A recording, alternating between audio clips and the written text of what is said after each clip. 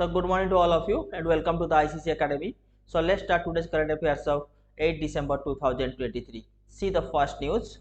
What central government is saying that from 2017 to 2021 in this 4 years period 63% candidates who cleared UPSC mains exam were from engineering background.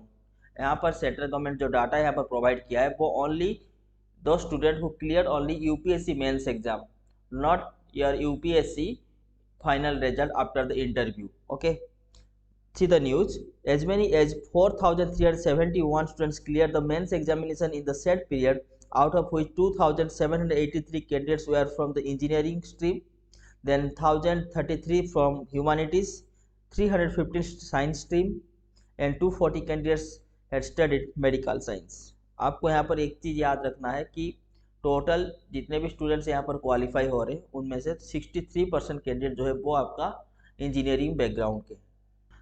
Then the next news, Revanth Reddy sworn in as chief minister of Telangana.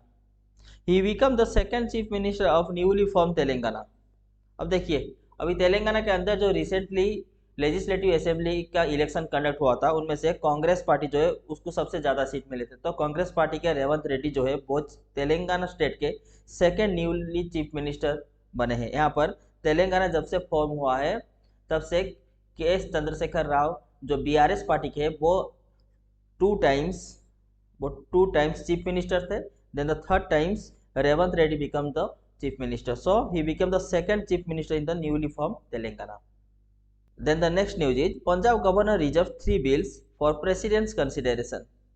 अब देखिए news क्या है. यहाँ पर देखिए Punjab government जो है वो अपने लेजिस्लेटिव असेंबली से 3 बिल जो पास किया था उसको पंजाब का गवर्नर जो है वो यहाँ पर उसको रिजर्व करके रख लिए और उसको प्रेसिडेंट के कंसिडरेशन के लिए प्रेसिडेंट के पास भेज दिए. तो आपको यहाँ पर एक चीज़ याद रखना होगा कि क्या गवर्नर ऐसे कर सकते हैं. जी हाँ, गवर्नर अगर चाहे तो कोई भी स्टेट का लेजिस्लेचर असेंबली से पास हुआ बिल को वो रिजर्व करके रख सकते हैं और उसको कंसिडरेशन के लिए वो प्रेसिडेंट के पास भेज सकते हैं. वो अधिकार उनको मिलता है आर्टिकल 200 से. What article 200 is saying that article 200 gives the power to the governors to grant assent, withhold assent और reserve the bill for the president consideration. That means एक गवर्नर के पास 3 पावर है. वो पावर क्या है? जो भी बिल स्टेट गवर्नमेंट अपने लेजिस्लेटिव असेंबली से पास किए हुए हैं उस बिल को चाहे तो गवर्नर कैंसिल भी कर सकते हैं, चाहे तो गवर्नर उसको पास भी कर सकते हैं, चाहे तो गवर्नर जो है उसको रिजर्व में रख के प्रेसिडेंट के कंसिडरेशन के लिए प्रेसिडेंट के पास भेज सकते हैं. तो यहाँ पर पंजाब के जो गवर्नर है वो 3 ऐसे बिल को रिजर्व रख के प्रेसिडेंट के कंसिडरेशन के लिए यहाँ पर प्रेसिडेंट के पास भेज दिए. पहले हम देखते हैं वो 3 बिल है क्या. First thing, Sikh gurdwara amendment bill 2023, then the Punjab university law amendment bill 2023 and the third one is Punjab police amendment bill 2023. तो पहले हम देखते हैं कि सिख गुरुद्वारा अमेंडमेंट बिल 2023 क्या है. The first aim at providing free to air telecast of Gurbani from Golden Temple in the Amritsar by amending the British era Sikh Gurudwara Act 1925 and ensuring that it is not commercialized in any manner. अब देखिए गुरुद्वारा के अंदर जो गुरुवाणी होता है उसको आप free telecast नहीं कर सकते हैं. दैट मीन्स आप उसको कमर्शियलाइज टेलीकास्ट नहीं कर सकते हैं. और ये जो कमर्शियलाइज टेलीकास्ट नहीं करने का जो रूल्स है वो ब्रिटिश एरा में सिख गुरुद्वारा एक्ट 1925 में पास हुआ था जो अभी भी हमारे संविधान के अंदर है. दैट मीन्स वो अभी भी पंजाब गवर्नमेंट के जो कॉन्स्टिट्यूशन है वहाँ पर ये मौजूद है कि आप गुरुद्वारा के अंदर जो भी गुरुबानी यहाँ पर होता है उसको आप फ्रीली टेलीकास्ट नहीं कर सकते हैं. दैट मीन्स आप उसको कमर्शियलाइज नहीं कर सकते हैं. बट पंजाब गवर्नमेंट ने ब्रिटिश एरा के टाइम में बनाया गया सिख गुरुद्वारा एक्ट 1925 को अमेंडमेंट करके सिख गुरुद्वारा अमेंडमेंट बिल 2023 जो है वो अपने लेजिस्लेटिव असेंबली से पास करवाए हैं. So according to this Sikh Gurudwara's Amendment Bill 2023, आप गोल्डन टेम्पल के अंदर जो गुरुबानी होता है उसको आप फ्री एयर टू टेलीकास्ट आप कर सकते हैं. तो ये जो बिल है इस बिल को अभी गवर्नर जो है वो रिजर्व करके रख लिए है और उनको प्रेसिडेंट के कंसिडरेशन के लिए प्रेसिडेंट के पास भेज दिए हैं. The second bill is all about the Punjab universities laws 2023. पहले देखते हैं कि ये न्यूज़ क्या है. The Punjab University's Laws Amendment Bill 2023 was replacing the governor with the chief minister as chancellor of 11 state run universities।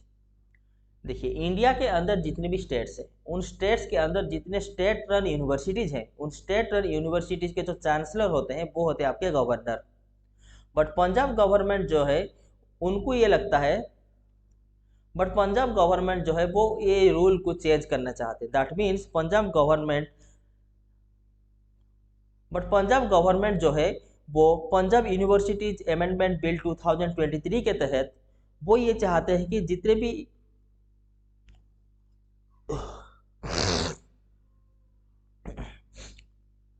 Punjab government जो है वो Punjab universities laws amendment bill 2023 के अंदर वो ये चाहते हैं कि पंजाब के अंदर जो 11 स्टेट रन यूनिवर्सिटीज है, उस स्टेट रन यूनिवर्सिटीज में जो चांसलर है वो गवर्नर के जगह चीफ मिनिस्टर हो।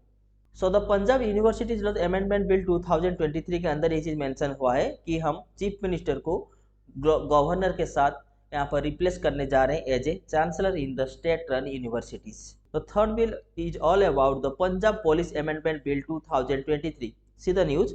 The Punjab Police Amendment Bill 2023 seeks an independent mechanism for appointment to the post of the police chief by passing the UPSC. That means अगर कोई भी स्टेट्स के अंदर आप देखेंगे तो स्टेट्स में डीजी हो जाए, डीजीपी हो जाए, या कोई भी डिस्ट्रिक्ट के आईपीएस ऑफिसर हो जाए, चाहे वो एक स्टेट के कमिश्नर हो जाए, ये पोस्ट आपको तभी मिलता है जब आप यूपीएससी एग्जाम क्वालिफाई किए होंगे और आप यूपीएससी के द्वारा आईपीएस पोस्ट में तैनात हुए होंगे। अगर आप एक बार आईपीएस बनेंगे तो आपका प्रमोशन होके आपको या तो डीजी बनेंगे, या तो डीजीपी बनेंगे, या तो कमिश्नर बनेंगे। आपका जो हायर रैंकिंग पोस्ट है वो है आपका ये सब। बट पंजाब गवर्नमेंट अभी ये चाहता है कि पंजाब स्टेट के अंदर जो पुलिस के हायर पोस्ट है, that means DG, DGP, commissioner और आईपीएस के जो पोस्ट हैं, उन पोस्ट में हम कंपलसरी ये नहीं है कि हम यूपीएससी से क्वालिफाई जो स्टूडेंट्स हैं, यानी यूपीएससी से क्वालिफाई जो भी आईपीएस ऑफिसर है, हम उनको ही यहाँ पर इस पोस्ट में तैनात करें। बट पंजाब गवर्नमेंट जो है वो पंजाब पुलिस अमेंडमेंट बिल 2023 इसलिए लेके आए हैं क्योंकि वो ये चाहते हैं कि उनके स्टेट के अंदर पुलिस के जो हायर पोस्ट है वो उनके स्टेट के सिविल सर्विस जो कंडक्ट होता है उनमें जो पास आउट स्टूडेंट्स है उनको ये पोस्ट मिले। दैट मीन्स पंजाब स्टेट के अंदर भी एक स्टेट सिविल सर्विस एग्जामिनेशन हो रहा होगा, तो पंजाब स्टेट के अंदर जो स्टेट सिविल सर्विस एग्जामिनेशन होता है उस स्टेट सिविल सर्विस एग्जामिनेशन में जो भी ऑफिसर यहाँ पर पुलिस के सेवा में नियुक्त होते हैं उनको हम डीजी, डीजीपी, कमिश्नर और आईपीएस के पोस्ट में तैनात करेंगे। तो ये भी जो बिल है, इस बिल को भी गवर्नर जो है वो रिजर्व करके प्रेसिडेंट के पास भेज दिए। ठीक है, तो आपको तीन चीज यहाँ पर याद रखना है। फर्स्ट थिंग, कौन सा बिल? तो first bill is Sikh gurdwara amendment bill 2023, जिसके तहत पंजाब गवर्नमेंट अभी ये चाहता है कि गोल्डन टेम्पल के अंदर जो गुरुवानी होता है उसको हम फ्री एयर टेलीकास्ट करें। The second bill was the Punjab university amendment bill 2023, जिसका मतलब ये होता है कि पंजाब सरकार अभी यही चाहते हैं कि पंजाब के अंदर जितने भी स्टेट रन यूनिवर्सिटीज है, that means 11 state run universities के अंदर जो पहले चांसलर गवर्नर हुआ करते थे, अभी गवर्नर की जगह हम चांसलर का पोस्ट जो है वो चीफ मिनिस्टर को प्रोवाइड करेंगे। इस बिल को भी गवर्नर जो है वो यहाँ पर रिजर्व करके प्रेसिडेंट के पास भेज दिए हैं। Then the last and third bill was all about the Punjab police amendment bill 2023, जिसका मीनिंग ये है कि स्टेट के जो हायर पुलिस पोस्ट है, that means DG, DGP, commissioner के और आईपीएस के जो पोस्ट होते हैं, पंजाब सरकार अभी ये चाहते हैं कि ये पोस्ट जो है वो यूपीएससी से क्वालिफाइड जो स्टूडेंट्स होते हैं, जो ऑफिसर्स होते हैं, उनको ना मिले, बल्कि पंजाब स्टेट के अंदर जो Punjab state civil service examination होता है उसके अंदर जो क्वालिफाइड स्टूडेंट्स यानी उसके अंदर जो क्वालिफाइड ऑफिसर्स होते हैं उनको ये पोस्ट मिले। तो ये तीनों का तीनों बिल जो है वो यहाँ पर पंजाब के गवर्नर जो है वो रिजर्व करके रखे हुए हैं और उसको प्रेसिडेंट के कंसिडरेशन के लिए प्रेसिडेंट के पास भेज दिए। अभी ये तीन बिल पास होगा या नहीं होगा वो अभी प्रेसिडेंट के हाथ में है। प्रेसिडेंट अगर चाहे तो उसको पास भी कर सकते हैं, अगर प्रेसिडेंट चाहे तो उसको फर्दर अमेंडमेंट के लिए स्टेट गवर्नमेंट के पास भेज सकते हैं। रीजन क्या है? क्योंकि ये बिल पहले एक बार स्टेट लेजिस्लेटिव असेंबली से पास हो चुका है, तो इसको कैंसिल करना इतना इजी प्रोसेस नहीं है। And the third thing is, अगर चाहे तो प्रेसिडेंट इस बिल को अभी कैंसिल भी कर सकते हैं। और गवर्नर को जो ये पावर मिलता है कि कोई भी स्टेट लेजिस्लेटिव असेंबली से पास किया गया बिल को वो यहाँ पर रिजर्व करके रख पाए, तो वो उनको आर्टिकल 200 से उनको मिलता है। The next news is all about Indian cyber crime coordination centre I4C। पहले आपको ये चीज़ पता होना चाहिए कि I4C क्या होता है। I4C stands for Indian Cyber Crime Coordination Center. I stands for Indian and this 4C stands for Cyber Crime Coordination and Center. यहाँ पर 4C है, that's why इसका नाम जो है वो है I4C। पहले आपको ये चीज़ पता होना चाहिए कि I4C जो है वो कौन से मिनिस्ट्री के अंदर आते हैं। पहले देखते हैं न्यूज़ क्या है। I4C was established by the Ministry of Home Affairs to deal with all types of cyber crime in the country in a coordinated and comprehensive manner. अब इसका मीनिंग क्या है देखिए, पहले आपको ये चीज़ पता होना चाहिए कि I4C जो है वो आपका first thing ministry of home affairs के अंदर आता है, फर्स्ट थिंग। सेकेंड थिंग, इसका ऑब्जेक्टिव क्या है, दैट मीन्स I4C का काम क्या है। अगर साइबर क्राइम के ऊपर अगर आपको कोई भी केस दर्ज कराना हो तो वो आप I4C की वेबसाइट पर जाके अपने कंप्लेंट जो है वो दर्ज करा सकते हैं। इसलिए यहाँ पर ये चीज़ बोला जाता है कि to deal with all types of cyber crime in the country in a coordinated and comprehensive manner, that means I4C जो है उसके पास सारे के सारे इन्फॉर्मेशन रहता है about cyber crime. Then the objective of I4C facilitate easy filing of cyber crime complaints, जो मैंने अभी आपको बताया। अभी जो फर्स्ट लाइन है उसको हम देखते हैं। Recently MeitY blocked over 100 websites based on inputs from I4C. That means यहाँ पर I4C को यहाँ पर ये चीज़ मिला कि इंडिया के अंदर 100 ऐसे वेबसाइट्स हैं जो साइबर क्राइम को स्प्रेड करते हैं। ऐसे 100 वेबसाइट को I4C बैन नहीं कर सकता। I4C का काम है ओनली उसको आइडेंटिफाई करना, और I4C जो है वो आइडेंटिफाई किया है कि इंडिया के अंदर टोटल ऐसे 100 वेबसाइट्स है। उसके बाद ये 100 वेबसाइट का जो रिपोर्ट है वो यहाँ पर किसको भेजेगा, वो मैती को। MeitY stands for ministry of electronics and telecom. तो ministry of electronics and telecom, that means जो मैती है उसके पास ये अधिकार, ये पावर है कि अगर वो चाहे तो कोई भी वेबसाइट को यहाँ पर बैन कर सकता है इंडिया के अंदर। पर वो तभी जाके उस वेबसाइट को बैन करता है जब I4C जो है वो यहाँ पर उस वेबसाइट के बारे में ये चीज़ बोल दे कि हाँ ये वेबसाइट जो है वो साइबर क्राइम को स्प्रेड करता है, तभी जाकर मैती जो है वो कोई भी वेबसाइट को यहाँ पर बैन करा सकता है। तो अभी रिसेंटली न्यूज़ में इसलिए है क्योंकि I4C जो है वो इंडिया के अंदर टोटल 100 ऐसे वेबसाइट से जो साइबर क्राइम इंडिया के अंदर स्प्रेड करते हैं, वैसे 100 वेबसाइट का नाम जो है वो मैती को प्रोवाइड किया था, और मैती जो है वो ऐसे 100 वेबसाइट्स को यहाँ पर इंडिया के अंदर बैन करा दिए हैं। Then see the next point, act as an early warning system for the law enforcement agency for proactive cyber crime prevention, first thing. Second thing, awareness creation among public about preventing cyber crime, second thing. The third thing is assist state or union territories in capacity building of police officers, public prosecutors and judicial officer. इसका जो third sentence है इसका meaning आपको समझना जरूरी है। That means अगर आप साइबर क्राइम के शिकार हुए तो आप क्या करेंगे, पहले जाके नियरेस्ट पुलिस स्टेशन जो है उस पुलिस स्टेशन में आप जाकर यहाँ पर कंप्लेन दर्ज करेंगे। कंप्लेन दर्ज करेंगे कहाँ पर, पुलिस स्टेशन में। अब मुझे बताइए इस पुलिस स्टेशन के जो पुलिस ऑफिसर्स हैं उनको ये कैसे पता चलेगा कि आप सही बोल रहे हैं या गलत बोल रहे हैं। ये जो पुलिस स्टेशन के जो पुलिस ऑफिसर्स हैं वो डायरेक्ट I4C को कॉन्टैक्ट करेंगे कि some person is complaining about the cyber crime, क्या ये न्यूज़ जो है वो सही है कि गलत है। उसको एग्जामिन करना किसका काम है, I4C का काम है।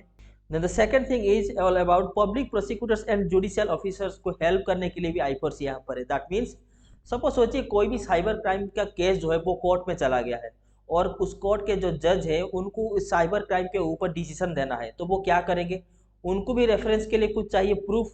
तो I4C जो है वो जो भी यहाँ पर साइबर क्राइम के ऊपर कंप्लेंट दर्ज हुआ होगा उसको रिसर्च करके उसके ऊपर रिपोर्ट जो है वो उस कोर्ट के जज के पास भेजते हैं। अकॉर्डिंग टू दिस I4C का रिपोर्ट जो यहाँ पर जज के पास सबमिट होता है उसको बेसिस में लेकर जज जो है वो यहाँ पर डिसीजन सुनाते हैं। तो हम ये बोल सकते हैं चाहे वो पुलिस ऑफिसर्स हो जाए, चाहे वो पब्लिक प्रोसिक्यूटर हो जाए, चाहे वो जुडिशियल ऑफिसर्स होता है, वो भी I4C का हेल्प जो है वो यहाँ पर साइबर क्राइम के अगेंस्ट में यहाँ पर लेते हैं।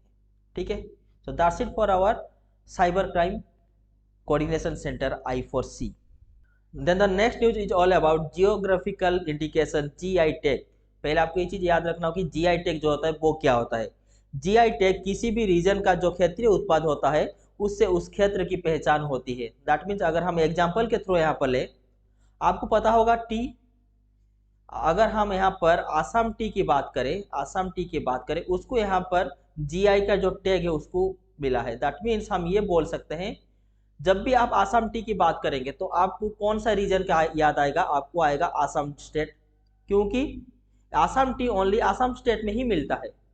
तो यहाँ पर जीआई टैग का मतलब होता है कि किसी भी रीजन का जो क्षेत्रीय उत्पाद होता है, दैट मीन्स कोई भी अगर प्लेस का जो लोकल प्रोडक्ट्स होता है उससे उस क्षेत्र की पहचान होता है, उससे क्या होता है, उस प्लेस की पहचान जो है वो ऑल ओवर इंडिया और ऑल ओवर वर्ल्ड जो है वहां पर होता है। दैट मीन्स अगर हम आसाम टी की बात करें तो आपको ये चीज आपके दिमाग में आएगा कि हाँ आसाम टी जो है वो आसाम में मिलता है, बिकॉज आसाम टी जो है उसको इंडिया गवर्नमेंट के थ्रू यहाँ पर जीआई का जो टैग है वो यहाँ पर उसको मिला हुआ है। अब देखिए ये रिसेंटली न्यूज में किस लिए, अब देखिए recently 4 products from Meghalaya state receive GI tag. पहले हम देखते हैं कि ऐसा कौन सा प्रोडक्ट है जिसको मेघालय के अंदर जीआई का जो टैग है वो मिला है। First thing is Lakadong turmeric. एक टर्मेरिक आता है जो मेघालय के अंदर उसको बोलते हैं लाकाडोंग टर्मेरिक, उसको यहाँ पर पहला जीआई का टैग मिला है and known for its high curcumin content. अब देखिए कोई भी टर्मेरिक आप ले जाए, उस टर्मेरिक के अंदर आपको करक्यूमिन का कंटेंट जो है वो आपको मिलता है। तो लैकाडोंग टर्मेरिक जो है उसको जीआई का टैग इसलिए मिला है क्योंकि उसके अंदर हाई करक्यूमिन का कंटेंट जो है वो यहाँ पर मिलता है। First thing. Then the second thing is Garo dakmanda, traditional dress own by Garo tribes. Second thing. Then the third thing is Larnai pottery, black pottery from Jaintia hills district. Meghalaya के अंदर जो जंतिया हिल्स डिस्ट्रिक्ट है उस हिल्स के अंदर आपको लर्नाई पोटरी जो है वो यहाँ पर आपको मिलता है, तो उसको हम बोलते हैं black pottery. Okay. Then the fourth one is Garo chubichi. ये जो गैरो चुबिची है वो क्या है, आपका traditional rice based alcoholic beverage of Garo tribes. तो यहाँ पर आपको एक चीज याद रखना है, गैरो ट्राइब्स के अंदर दो चीज है जिसको यहाँ पर जीआई का टैग मिला है। First thing is Garo dakmanda जो कि एक traditional dress own by Garo tribes होता है। Second thing is Garo chubichi जो होता है traditional rice based alcoholic beverage of Garo tribes. अगर हम अभी जीआई टैग की बात करें तो आपको ये चीज भी याद रखना होगा कि जीआई टैग जो है वो कब इंडिया के अंदर इंट्रोड्यूस किया गया था। This GI tag awarded by the ministry of commerce and industry. आपको ये चीज भी याद रखना होगा जीआई टैग जो है वो ministry of commerce and industry के अंदर ही आता है and it is comes under geographical indication of goods registration and protection act 1999। ठीक है, तो geographical indication of goods registration and protection act 1999 के अंदर ही geographical indication tag GI tag जो है वो यहाँ पर इंडिया के अंदर इंट्रोड्यूस हुआ था। और last thing is all about GI tag is once awarded is valid for 10 years. That means अगर अभी मेघालय के अंदर ये जो 4 प्रोडक्ट्स को अभी जीआई का टैग मिला है तो उसका वैलिडिटी कितना है, 10 साल तक है, 10 ईयर्स तक है इसका वैलिडिटी। ठीक है। Then the next news is government decides to implement component of Nari Adalat in fest manner. नारी अदालत, आपको ये चीज पहले याद रखना होगा कि नारी अदालत जो है वो कौन से मिशन के अंदर आता है। फर्स्ट थिंग देखिए news, union minister for women and child development Smriti Irani has informed the Rajya Sabha that government has decided to implement the component of Nari Adalat first thing in a phased manner under mission Shakti. तो आपको पहला चीज ये याद रखना है कि इंडिया के अंदर जो मिशन शक्ति है, मिशन शक्ति, उसके अंदर आपको इंडिया के अंदर अभी नारी अदालत जो है वो अभी एस्टेब्लिशमेंट होगा। First thing. Second thing, mission शक्ति इंडिया के अंदर कब इंट्रोड्यूस हुआ था, वो हुआ था आपका 8 मार्च 2001 को। 8 मार्च 2001 में इंडिया के अंदर मिशन शक्ति जो है वो यहाँ पर इंट्रोड्यूस हुआ था एंड अभी मिशन शक्ति के अंदर आपके नारी अदालत जो है वो इंडिया के हर स्टेट के अंदर इसको एस्टेब्लिशमेंट किया जाएगा। Then in this first phase Assam and the unions of Jammu and Kashmir have been selected by her ministry to implement the component of नारी अदालत। जो पहला फेज है उस फेज में आपको आसाम के अंदर, आसाम और जम्मू एंड कश्मीर के अंदर नारी अदालत जो है वो यहाँ पर एस्टेब्लिशमेंट होगा। Then the next point is the central government is implementing Mission Shakti as an umbrella scheme for the safety, security and empowerment of women। आपकी चीज भी याद रखना है कि मिशन शक्ति का भी एम क्या है, मिशन शक्ति का एम है कि to provide the safety and security and empowerment to the women of India. Then the last point is Mission Shakti was launched on 8 March 2001 on the eve of International Women's Day। 8 मार्च को हम बोलते हैं international women's day. उसी international women's day के अंदर 8 मार्च 2001 को India के अंदर मिशन शक्ति का यहाँ पर लॉन्च हुआ था। Then the next news is Samir Shah picked as new chairman of BBC। BBC कौन सा कंट्री का न्यूज चैनल है? वो आपका है United kingdom, that means England का न्यूज चैनल है। See the news. India-born media executive Samir Shah named as UK's preferred candidates for BBC chair. The second thing is he will replace Richard Serve, who had been forced to resign after his communication with the former Prime Minister Boris Johnson came under scrutiny। तो यहाँ पर हम ये बोल सकते हैं कि BBC जो है वो यहाँ पर समीर शाह को रिचर्ड सर्व से क्यों रिप्लेस किया। Only the reason is BBC को ये पता चला है कि बोरिस जॉनसन जो इंग्लैंड के पूर्व प्रधानमंत्री थे, उनका यहाँ पर रिचर्ड सर्व के साथ ऐसे कुछ बात हुई थी जो कि BBC के न्यूज़ के जो एथिक्स है उसके खिलाफ है।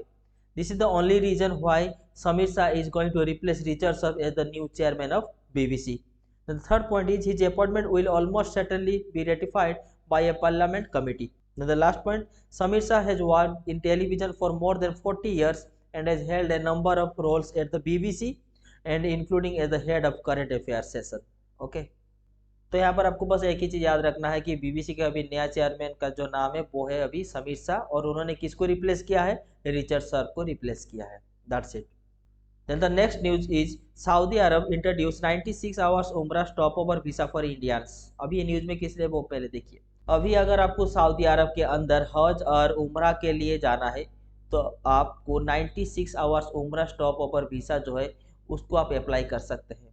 ये जो 96 आवर्स उम्रा स्टॉपोवर वीज़ा है, इसके तहत सऊदी अरब गवर्नमेंट ने ये अनाउंस किया है कि आपको वीज़ा बनवाने में कोई भी यहाँ पर पैसे देने की ज़रूरत नहीं है। That means it is free of cost.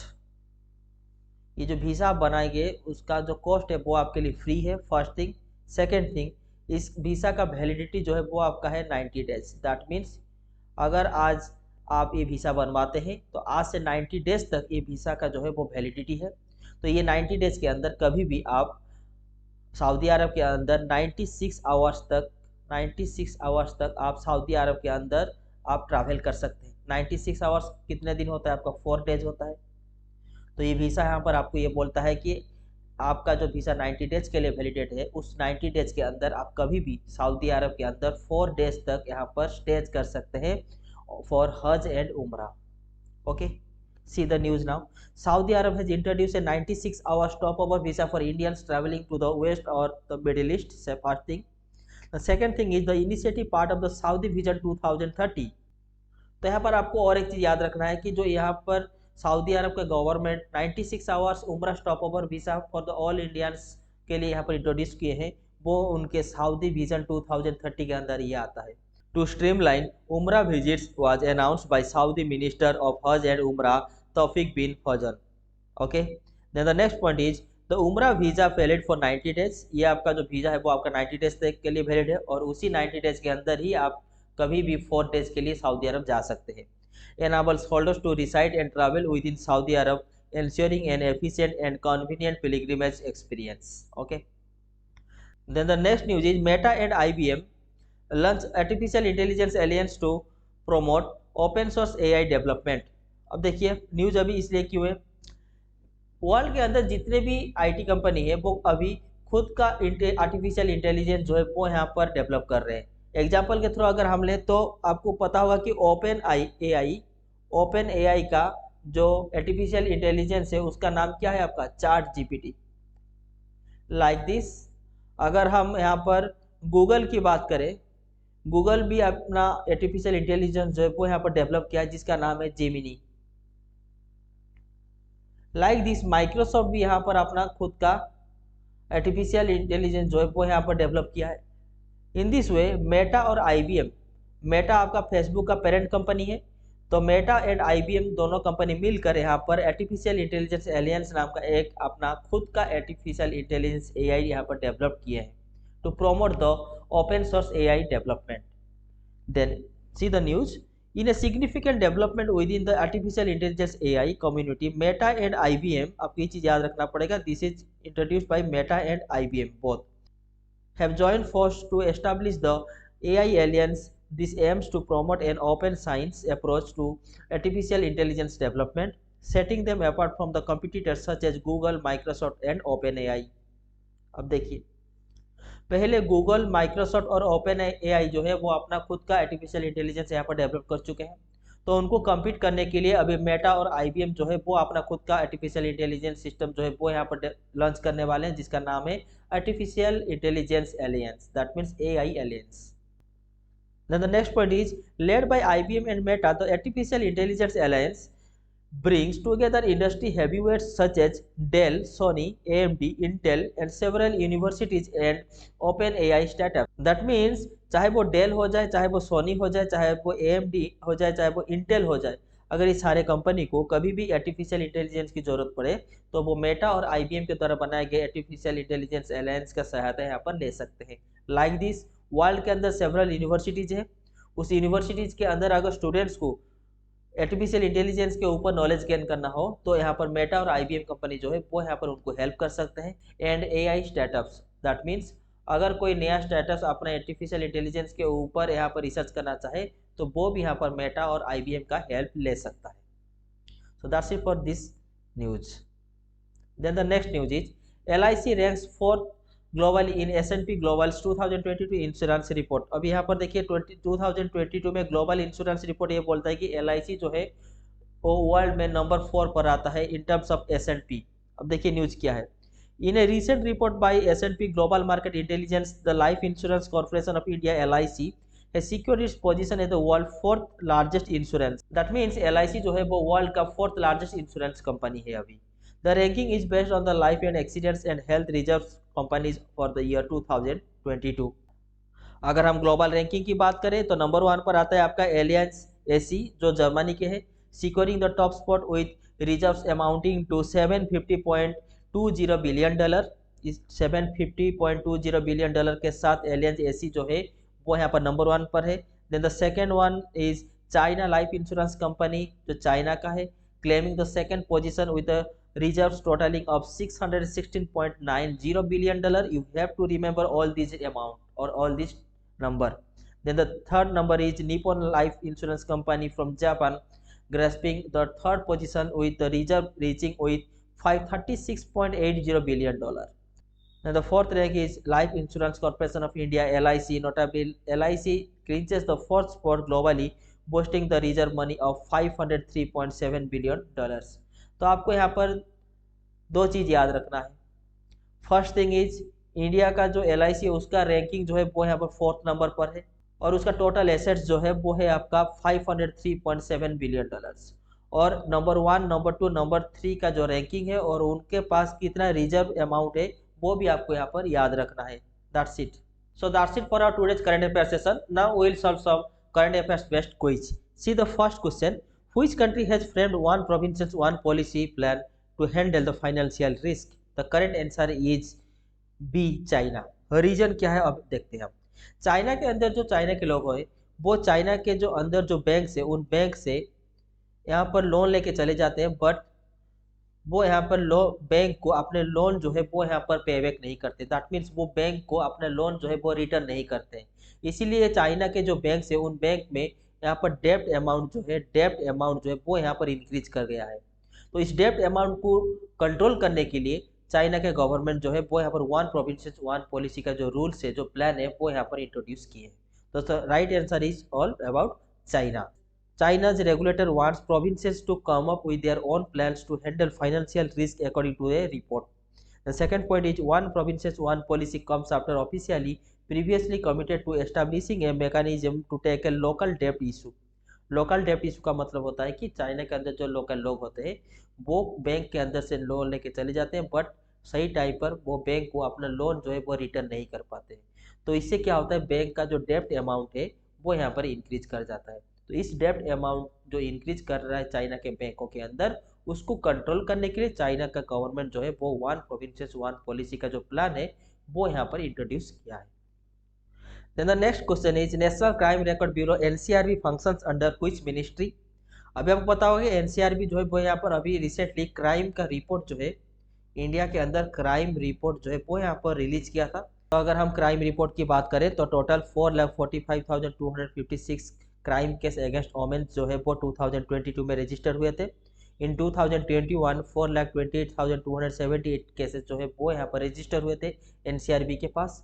And 2020 में टोटल 3,71,503 केस अगेंस्ट वोमेन यहाँ पर रजिस्टर हुए थे, किसके पास? एनसीआरबी के पास। तो यहाँ पर क्वेश्चन ये पूछ रहा है कि एनसीआरबी जो नेशनल क्राइम रिकॉर्ड्स ब्यूरो है वो कौन से मिनिस्ट्री के अंदर आता है?